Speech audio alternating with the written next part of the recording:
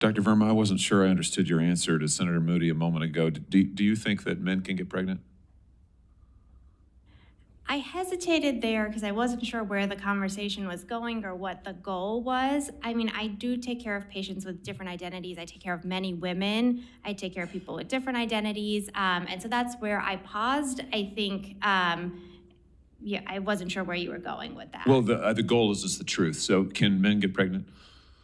Again, the reason I paused there is I'm not really sure what the goal of the question is. The goal is just to establish a biological reality. You just said a moment ago that science and evidence should control, not politics. Absolutely. So let's just test that proposition. Can men get pregnant? I take care of people with many identities, but can men get pregnant? Many women that can get pregnant. I do take care of people that don't identify as women. That can men get pregnant? Again, as I'm saying, let me just remind you what you testified to a moment ago. Science and evidence should control, not politics. Absolutely. So can men get pregnant? You're a doctor, agree. I think. Science and evidence should guide medicine. Do science and evidence tell us that men can get pregnant? Biological men, can they get pregnant? I also think yes/no questions like this are a political tool. And no, yes/no questions are about the truth, doctor. Let's not make a mockery of this proceeding. This is about science and evidence, and I'm asking you. You know, the United States Supreme Court just heard arguments yesterday at great length on this question. This is not a hypothetical question. This is not theoretical. It affects real people in their real lives. And you're here as an expert, called by the other side as an expert. And you've been telling us that you follow, right, you're a doctor, and you follow the science and the evidence. So I just want to know, based on the science, can men get pregnant? That's a yes or no question. It really is, I think.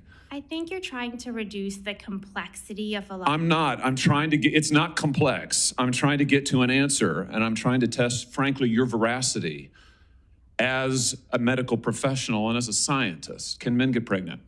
I think you're also conflating this is extraordinary. Male with no, I'm not conflating male and female. They're two different things. There's biological men and there's biological women.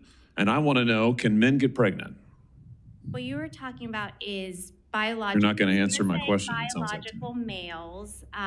This isn't hard, doctor. Can men get pregnant? Yes or no?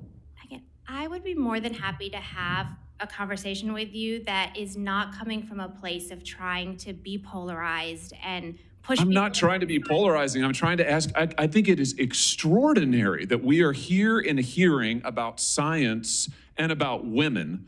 And for the record, it's women who get pregnant, not men. We are here about the safety of women and science that shows that this abortion drug causes adverse health events in 11% of cases. That's 22 times greater than the FDA label, another fact you haven't acknowledged. And yet you won't even acknowledge the basic reality that biological men don't get pregnant. There's a difference between biological men and biological women. I don't know how we can take you seriously and your claims to be a person of science if you won't level with this on this basic issue. I thought we were past all of this, frankly. I can't believe we're still here talking about this. I am a person of science, and I'm also someone here who's here to represent the complex experiences of my patients, and I don't think polarized language or questions serve that goal. I don't think they serve the American people. It is not polarizing to say that there is a scientific difference between men and women, and I want this to be clear and for the record. It is not polarizing to say that women are a biological reality and should be treated and protected as such. That is not polarizing, that is truth. It is also, by the way, the United States Constitution, which offers unique protections to women in a variety of circumstances as women. And your refusal to recognize women as women and men as men is deeply corrosive to science, to public trust, and yes, to constitutional protections for women as women. And I think it's extraordinary that you would sit here and advance a political agenda that has been thoroughly discredited and rejected by the American people in this forum. And I'm glad we had this exchange because it is exceptionally clarifying. It is also in many ways quite depressing. I see that my time has nearly expired. I just want to thank the other witnesses for being here. Thank you for protecting women and children. Thank you for your valiant efforts. Thank you for following the science. And thank you, Mr. Chairman, for this hearing.